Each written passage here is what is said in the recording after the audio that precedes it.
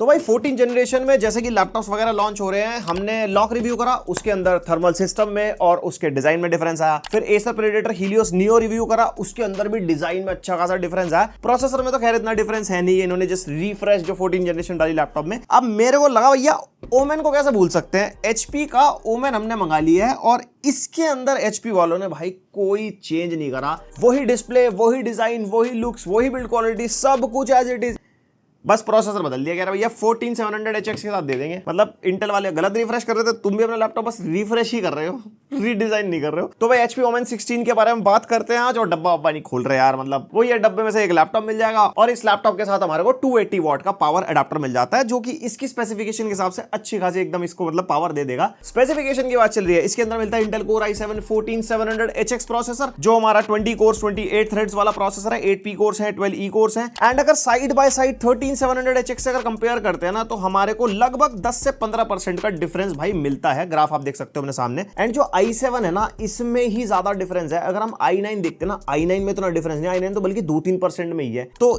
ये थोड़ा रिफ्रेश के मामले में सही है। फिर चाहे पीसी वाला i7 ले लो, चाहे लैपटॉप वाला ले लो। एंड इसके अंदर जो ग्राफिक्स कार्ड है हमारा 4060 है, 140 वॉट वाला, 8GB VRAM के साथ आता है, 16GB DDR5 डुअल चैनल में रैम मिल जाएगी, 5600 मेगाहर्ट्ज क्लॉक स्पीड वाली, एंड मैक्सिमम 32GB तक आप इसको अपग्रेड कर पाओगे। एंड 1TB की Gen 4 SSD यहाँ पे हमारे को मिलती है, और भाई exact read and write speed आ रही है जैसी Gen 4 की होनी चाहिए।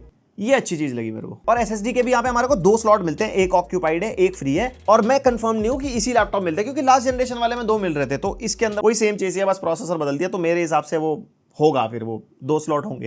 एंड पर स्लॉट 2TB आप कर पाओगे, जैसे कि 14 जनरेशन का लैपटॉप है। और कनेक्टिविटी के मामले में Wi-Fi 6 एंड ब्लूटूथ वर्जन 5.3 यहाँ पे हमारे को मिलता है। Wi-Fi 6E होना चाहिए था, जैसे कि करंट जनरेशन में सारे ब्रांड्स दे ही रहे हैं। और एक चीज मेरे को अच्छी लगी, MS ऑफिस के साथ आते हैं HP के लैपटॉप, तो वहां पे आपको कोई दिक्कत नहीं आएगी। और अगर डिजाइन की बात करते हैं, तो वही हमारे को पूरा पॉलीकार्बोनेट डिजाइन मिलता है। ऊपर ओमेन की ब्रांडिंग हो रखी है, टॉप लिड फ्लेक्स अब काफी हद तक कम हो चुका है। एंड यहाँ पे वेट डिस्ट्रीब्यूशन अच्छा है, एक हाथ से लेटर आराम से ओपन हो जाएगी। और यहाँ पे स्क्रीन वॉबल हमारे को ठीक ठाक मिलता है, ना ही कम है और ना ही ज्यादा है। और कीबोर्ड फ्लेक्स यहाँ पे हमारे को बिल्कुल ना के बराबर मिलता है। और जो इसकी स्क्रीन है ना, पीछे पूरी 180 डिग्रीज तक चली जाती है। और बाकी सब कुछ लुक्स अंदर से भी सेम है, और पीछे से भी हमारे को ditto as it is same looks मिलती है लैपटॉप में। और हाँ, एक चीज मेरे को ओमेन सीरीज की अच्छी लगती है, वेट इनका कम होता है कंपेयर टू अदर लैपटॉप, ज्यादा नहीं, 150 ग्राम के आसपास, 2.45 kg लैपटॉप का वेट है इसका। एंड अगर चार्जर को इंक्लूड कर देते हैं तो भाई 3.35 kg तक चला जाता है। चार्जर अच्छा खासा हैवी है। वैसे थंडरबोल्ट 4 पोर्ट के साथ ही आता है, पीडीवीडी का सपोर्ट है, वो भी पोर्ट्स वाले सेक्शन में बताता हूँ आपको। और भाई अगर तुम देहरादून या उत्तराखंड से हो और ये वीडियो देख रहे हो, तो ये पार्ट आपके लिए, बाकी लोग स्किप करके जा सकते हो आगे, टाइम स्टैम्प दिए नीचे मैंने। अगर आप भी अपने लिए लैपटॉप खरीदना चाहते हो, तो कैप्री ट्रेड सेंटर में विजिट कर सकते हो, लैपटॉप स्टोर पे। एंड वहां पे आपको सारी वैरायटी के लैपटॉप्स मिल जाएंगे, फिर चाहे थिन एंड लाइट हो, गेमिंग हो, कन्वर्टेबल हो, जैसी आपकी डिमांड है वो आप वहां पे जाके चेकआउट कर सकते हो। डिस्क्रिप्शन में कॉन्टैक्ट डिटेल्स एंड एड्रेस में दे दूंगा, जाने से पहले कॉल या व्हाट्सएप कर लेना,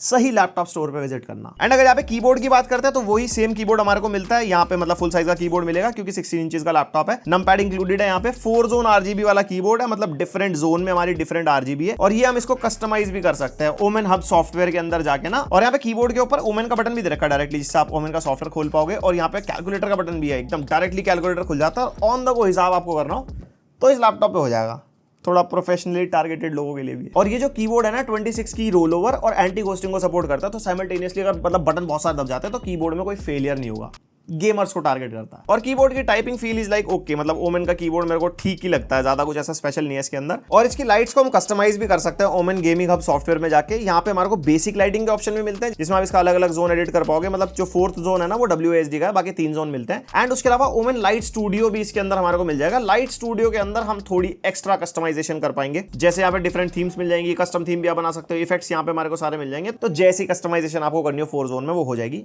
पर की RGB नहीं है। और ट्रैक पैड का साइज यहाँ पे मेरे को सही लगा, और ट्रैक पैड चलने में भी स्मूथ है, मल्टी जेस्चर को सपोर्ट करता है, फुली क्लिकेबल वाला है। और हाँ, अगर आप गेमिंग करते हो इस लैपटॉप पे और यही कीबोर्ड यूज करते हो, तो गेमिंग के टाइम पे जो टेम्परेचर्स हैं WASD के साइड से, वो 35-36 डिग्रीज के आसपास तक जाते हैं, जो कि वार्म फील होते हैं, गर्म फील नहीं होते। 40 से ऊपर जाए तो गर्म फील होने लगते हैं, लेकिन यहाँ पे ऐसी कोई दिक्कत नहीं है। और जो सेंटर वाला एरिया जहाँ पे हमारा चिपसेट वगैरह होता है ना, वहां पे 40 डिग्रीज के आसपास जाते हैं, लेकिन वहां वाला एरिया इतना ज्यादा गेमिंग में यूज होता ही नहीं है। और भाई छेदों के मामले में यहाँ पे राइट साइड में हमारे को USB 3.2 Gen 1 Type A port मिल जाएगा, जो हमारा डेटा ट्रांसफर के लिए तो यूज हो ही सकता है, बट स्लीप एंड चार्ज को भी सपोर्ट करता है। लैपटॉप आपको ऑफ पड़ा होगा ना, तो ऑफ लैपटॉप में आपको कोई फोन चार्ज करना हो, TWS चार्ज करना हो, तो आप कर पाओगे। एंड लेफ्ट साइड में यहाँ पे हमारे को 2 थंडरबोल्ट 4 के पोर्ट मिल जाते हैं जो फास्ट स्पीड डेटा ट्रांसफर को सपोर्ट करते हैं। DP 1.4 का सपोर्ट मिलेगा, यानी कि डिस्प्ले आउटपुट ले सकते हो। DP 1.4 मतलब 4K 144 हर्ट्ज तक आउटपुट देते हैं। और इन थंडरबोल्ट 4 पोर्ट से हमारे को RTX 4060 से ही आउटपुट मिलता है, जो कि एक अच्छी चीज है। एंड साथ में PD का भी सपोर्ट है। 100 वॉट तक का चार्जर आप इस पे यूज कर सकते हो, टाइप सी वाला, अगर आपको इसका भारी भरकम 280 वॉट का चार्जर नहीं उठाना। बट PD पे एक चीज का ध्यान रखना, नॉर्मल टास्क करने हो, ऑफिस वाले काम करने हो, या बेसिक लेवल वाली अगर आप मतलब प्रोडक्टिव टास्क भी करोगे तो वहां तक संभाल लेगा। जैसे ही CPU GPU ज्यादा पावर पुश करेगा तो लैपटॉप लिमिट हो जाएगा, क्योंकि इतनी पावर चार्जर पुश नहीं कर सकता ना। और यहाँ पे हेडफोन माइक जैक का कॉम्बो मिल जाएगा। बाकी पोर्ट्स हमारे पीछे की तरफ है। एक पावर इनपुट का पोर्ट हो गया, एक RJ45 LAN पोर्ट, एक HDMI 2.1 का पोर्ट जिसका डिस्प्ले आउटपुट हमारे को RTX 4060 से ही मिलता है, and USB 3.2 Gen 1 type A port. And yes, mux switch के साथ ये लैपटॉप आता है। ग्राफिक्स स्विचर करके हमारे को ओमेन गेमिंग हब में ऑप्शन मिल जाएगा, जिसके अंदर एडवांस्ड ऑप्टिमस करके ऑप्शन है, लेकिन वो इनिशियली चलता नहीं। आपको बायोस की सेटिंग्स में जाके DDS पे सेट करना पड़ता है, तो ये चलता है। और मैं कहूंगा अगर आप इसका मक्स स्विच टॉगल करोगे ना, तो बायोस से ही करना, क्योंकि जब ग्राफिक्स स्विचर से हम टॉगल करते हैं ना, तो डिस्प्ले आउटपुट 2 बन जाते हैं। मतलब एक इनएक्टिव डिस्प्ले होती है और एक एक्टिव डिस्प्ले होती है।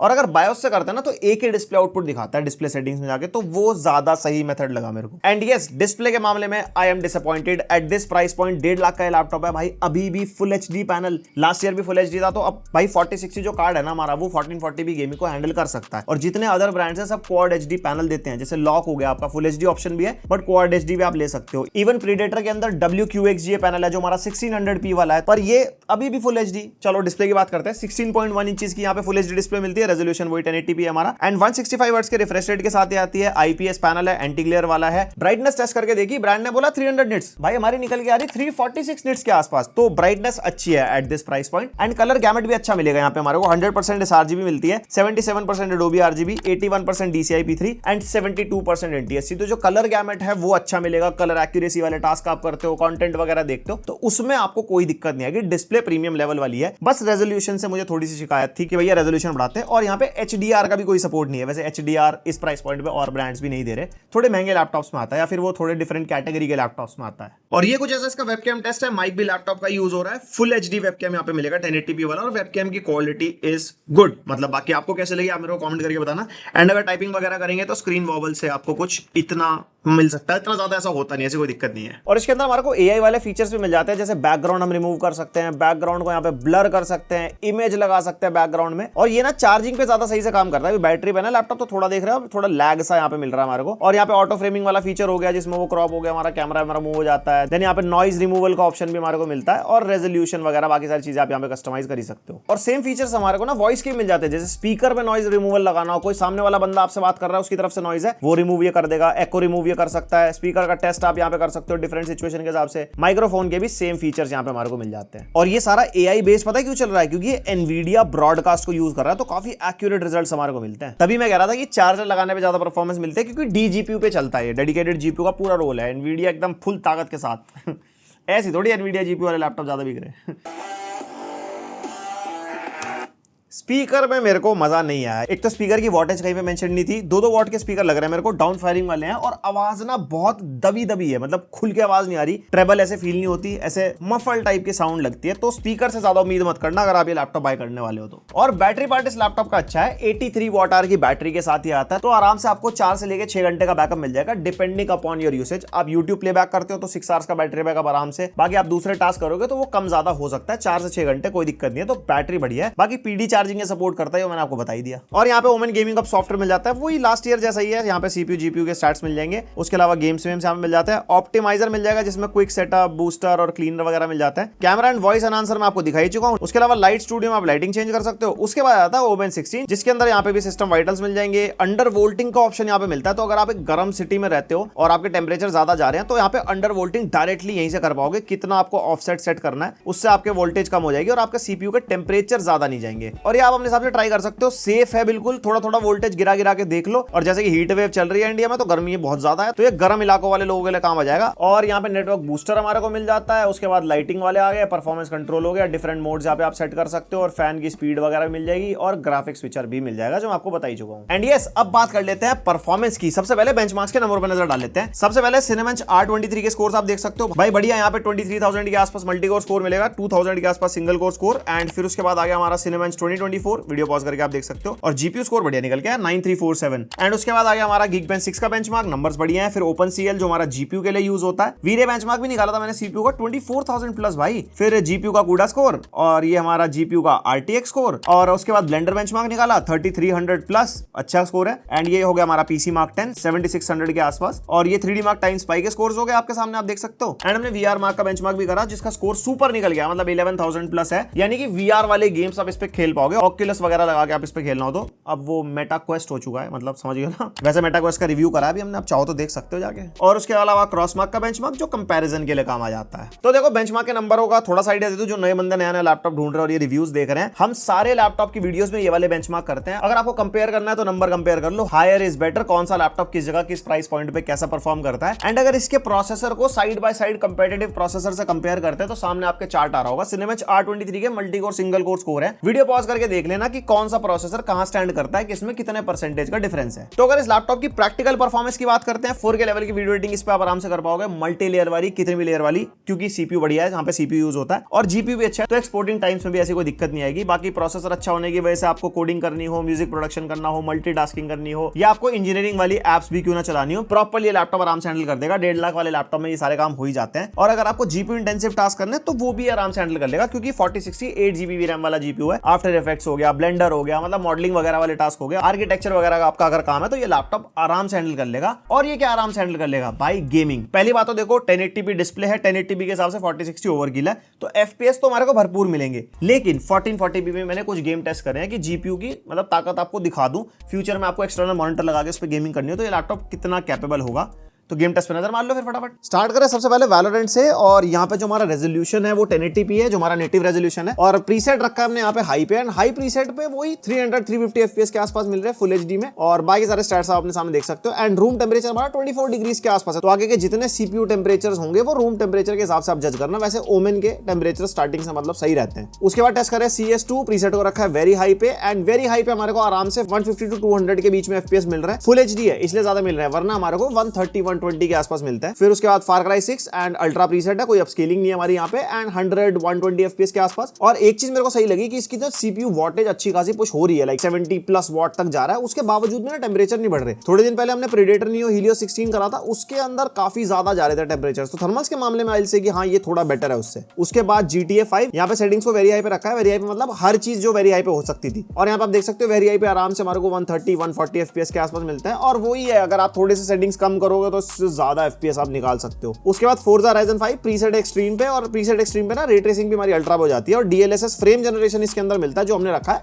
क्वालिटी पे। और DLSS फ्रेम जनरेशन लगाने के बाद भाई साहब फ्रेम रेट गिर जाते हैं, ये गेम ही ऐसा है, पता नहीं क्यों। यहाँ पे हमारे को दोनों केस में लगभग सेम ही FPS मिल रहा है, 100 FPS के आसपास। बट यस, परफॉर्मेंस का अंदाजा लगा पाओगे तो 4060 की परफॉर्मेंस सही मिल रही है। वॉटेज आप देखते रहना, 100 वॉट से ऊपर नहीं जाता 4060, ये बात का ध्यान रखना। और उसके बाद RDR2 फेवर क्वालिटी है, DLSS का सिनेरियो सेम है आपके सामने, एंड इस गेम में 95-96 वॉट तक जा रहा है हमारा जीपीयू, और बाकी FPS 70-80-90 के आसपास। Then we tested call of duty warzone 2.0 and extreme preset पे रखा है, और फ्रेम जनरेशन आ चुका है भाई वॉरजोन के अंदर भी। एंड यहाँ पे भाई डिफरेंस आप देखो, 100 FPS के आसपास रॉ परफॉर्मेंस में, और फ्रेम जनरेशन लगाने के बाद भाई 40-50 फ्रेम रेट सीधा ऊपर, समटाइम्स तो 160-170 भी जा रहे हैं। तो यहाँ पे परफॉर्मेंस अच्छी है, और ये एक्सट्रीम प्रीसेट है, फुल एचडी पे चल रहा है इसलिए FPS ज्यादा है। ग्राफिक कार्ड बहुत पावरफुल है ना इसके अंदर। बाकी 1440p पे खेलोगे कभी एक्सटर्नल मॉनिटर लगा के तो डेफिनेटली FPS फिर आपको वैसे ही मिलेंगे जैसे दूसरे लैपटॉप्स में आपने देखे। और उसके बाद लास्ट ऑफ अस यहाँ पे प्रीसेट रखा है अल्ट्रा पे, और DLSS का सिनेरियो वही सेम ही है, एंड 70-80-90 FPS के आसपास मिल रहा है, बढ़िया परफॉर्मेंस है। और जैसे जैसे देखो गेम टेस्ट होते गए, 24 डिग्रीज रूम टेम्परेचर पे 60 वॉट के आसपास पावर ड्रॉ हो रही है इस गेम के अंदर, हमारे टेम्परेचर 85 प्लस तक जा चुके हैं। तो लैपटॉप जैसे आप लंबे टाइम में गेमिंग करोगे तो डेफिनेटली गर्म होगा, लेकिन हम यहाँ पे बिना कूलिंग पैड के टेस्ट कर रहे हैं। उसके बाद Hogwarts legacy preset ultra preset पे रे ट्रेसिंग भी अल्ट्रा पे हो जाती है, एंड इसके अंदर DLSS फ्रेम जनरेशन आ चुका है, उसकी वजह से FPS में बढ़िया 40-50 FPS का बूस्ट मिलता है। यहाँ पे हमारे को रॉ परफॉर्मेंस में 60-70 FPS मिल रहा है, और फ्रेम जनरेशन लगाने के बाद 100 प्लस। एंड यहाँ पे भी आप देख सकते हो हमारे CPU temperature almost 90, sometimes 90 above जा चुके हैं। विदाउट कूलिंग पैड है, 24-25 डिग्रीज के आसपास रूम टेम्परेचर है, तो यहाँ पे इतने टेम्परेचर्स आपको कुछ टाइम बाद देखने के लिए मिलेंगे। Then we tested Horizon Forbidden West, यहाँ पे प्रीसेट वेरी हाई पे है, DLSS का वैसे रखा सिनेरियो जैसे हर गेम में रखते हैं, और यहाँ पे हमारे को 60-70 FPS के आसपास मिल रहे हैं। और भाई ये गेम बहुत ज्यादा GPU इंटेंसिव है। आप वॉटेज देखो GPU की, आप GPU की कंजम्पशन देखो, 7.5 GB के आसपास कंज्यूम कर रहा है, तो 8 GB VRAM वाला GPU तो भैया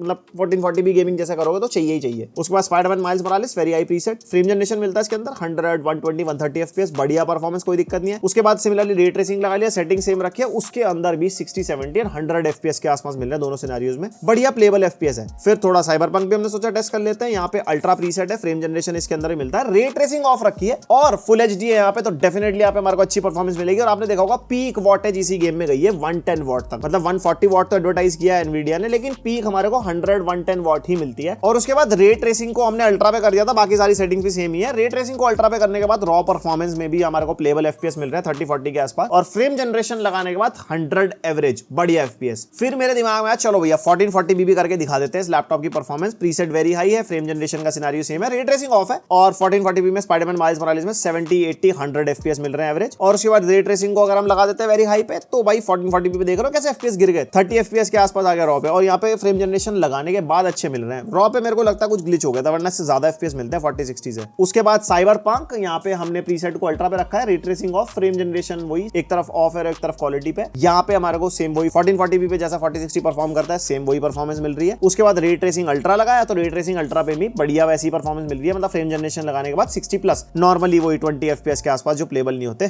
फिर लास्टली लास्ट ऑफ अस, यहाँ पे 1440p है, प्रीसेट अल्ट्रा और डीएलएसएस वही। और यहाँ पे हमारे को दोनों केस में ना लगभग 5-7 एफपीएस का डिफरेंस मिल रहा था, क्योंकि फ्रेम जनरेशन नहीं है। बट यस 1440p गेम आप इस पे खेल पाओगे। अल्ट्रा पे दिखा दिया मैंने सारा कुछ, बाकी आप चाहो तो कम पे ज्यादा एफपीएस निकाल सकते हो। तो ये तो हो गई भाई गेमिंग वाली बातचीत। अब जरा कंपेटिटिव लैपटॉप से कर लेते हैं कंपेयर। सबसे पहले आता है Lenovo का लॉक, जो हमने अभी थोड़े दिन पहले रिव्यू करा था, सेम प्रोसेसर सेम जीपीयू। सबसे पहले आते हैं बिल्ड और डिजाइन। तो बिल्ड के मामले में दोनों मेरे को लगभग सेम से लगे, डिजाइन सब्जेक्टिव हो सकता है। ओमेन थोड़ा हमारा प्रोफेशनल लुकिंग लगता है, और लॉक के अंदर थोड़ी गेमिंग वाली वाइब, मतलब सब्जेक्टिव कह सकता हूं, किसी को आएगी किसी को नहीं आएगी, तो ये आप अपने हिसाब से चूज कर सकते हो। फिर डिफरेंस आता है बैटरी का। बैटरी के मामले में जीत जाता है, उसके अंदर 60 वॉट आ रहा है, इसके अंदर 83 वॉट आ रहा है। और जीपीयू में डिफरेंस मिलेगा, उसके अंदर 115 वॉट का जीपीयू है, इसके अंदर 140 वॉट है। लेकिन तुमने गेमिंग में देखा ही 100 वॉट से ऊपर जीपीयू पावर पुश ही नहीं कर रहा। और मैंने ना बेंचमार्क कंपेयर करके देखे थे, जैसे ब्लेंडर बेंचमार्क हो गया, 3D मार्क टाइम स्पाई हो गया, या फिर गीक बेंच का OpenCL हो गया। भाई तीनों स्कोर्स में नंबर का 19-20 का डिफरेंस है। तो यहाँ पे जीपीयू एग्जैक्ट परफॉर्म कर रहा है, उसका 115 वॉट और इसका 140 वॉट। तो ये कंफ्यूज मत होना, अगर 100 वॉट से ऊपर वॉटेज है 40-60 या 40-50 की, तो उसके बाद वो सारे सेम ही परफॉर्म करेंगे, क्योंकि इतने वो पुश ही नहीं कर पाते,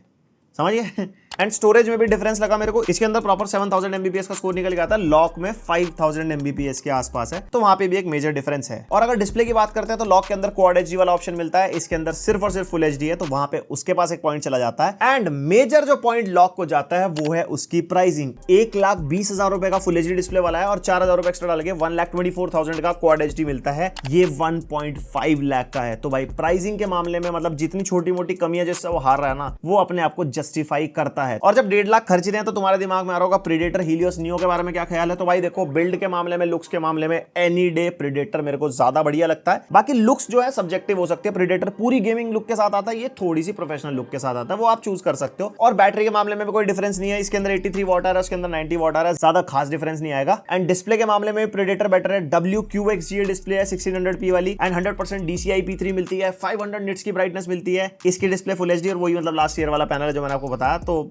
हार गया डिस्प्ले के मामले में भी। और बाकी वेट का डिफरेंस है, प्रीडेटर हमारा 150-200 ग्राम भारी है इसके कंपैरिजन में। तो भाई ओवरऑल अगर मैं कंक्लूड करूं तो वैल्यू फॉर मनी प्रीडेटर है, हर चीज में, हर एस्पेक्ट में। ये अभी भी महंगा है, ये लैपटॉप ना 1,35,000 तक अगर बिकता है तो ज्यादा वैल्यू फॉर मनी है। वैसे हाँ, इसके ऊपर ना ऑफर भी चल रहा है, 1,50,000 का है, एचपी के ऑफिशियल वेबसाइट पर ऑफर दिखा रहा था, 30th अप्रैल तक वो ऑफर है, 10,000 का कार्ड ऑफर वगैरह चल रहा है, तो 1,40,000 के आसपास पड़ता है। 1,40,000 में भी चलो ठीक है अगर ऑफर के साथ मिल रहा है, 1.5 में तो भाई ये महंगा है। और भाई कंपैरिजन में लीजन भी आ चुका है सेम स्पेसिफिकेशन के साथ, लेकिन मैंने अभी वो रिव्यू नहीं करा, तो मैं ज्यादा उसके बारे में कुछ नहीं बता पाऊंगा। रिव्यू करेंगे जब उसको, तो उसकी वीडियो में इसको इंक्लूड कर लेंगे, थोड़ा साइड बाय साइड भिड़वा देंगे टक्कर इनकी। तो ये था मेरी तरफ से पूरा HP Omen 16 2024 वाले का रिव्यू। देखो भैया, इन्होंने कुछ चेंज नहीं करा, सिर्फ प्रोसेसर उठा के चेप दिया है नया। लैपटॉप एज इट इज पुराने वाला ही है। इवन 13700HX वाला अगर आप इसका देखोगे ना, तो 1,40,000 का वो चल रहा है, उस पर भी कार्ड डिस्काउंट है 10,000 का, तो 1,30,000 के आसपास का वो आपको मिल जाएगा। तो वो ज्यादा बेटर डील है, क्योंकि प्रोसेसर में इतना बड़ा जंप नहीं है 10-15% का, लेकिन पैसा तो देखो ना कितने भरने पड़ रहे हैं। अगर HP Omen ही लेना है तो 13700HX के साथ 4060 वाला ले लो, ये वाला भी आप इग्नोर कर सकते हो। अगर इसकी प्राइसिंग 140 या 140 से कम आती है तो डेफिनेटली आप इसको भी ले सकते हो। लैपटॉप ऐसा बुरा नहीं है, परफॉर्मेंस आपने देख ली, बाकी सारी चीजें मैं आपको बता ही चुका हूं, बस कुछ नया नहीं हुआ, इस वजह से थोड़ा मजा नहीं आया। बाकी आपके क्या थॉट्स है इसके बारे में मेरे को कमेंट करके बताओ। पसंद आई वीडियो लाइक मारो, और ऐसी वीडियोस पसंद आती है सब्सक्राइब मारो। बेल आइकन पे ऑल तुमने बहुत लोगों ने नहीं कर रखा, सब देख लेता हूं मैं एनालिटिक्स में, वो जरूर कर देना। वीडियो मिस नहीं होनी चाहिए, फिर नोटिफिकेशन नहीं आ रही। मिलते हैं नेक्स्ट वीडियो, अब तक के लिए बाय।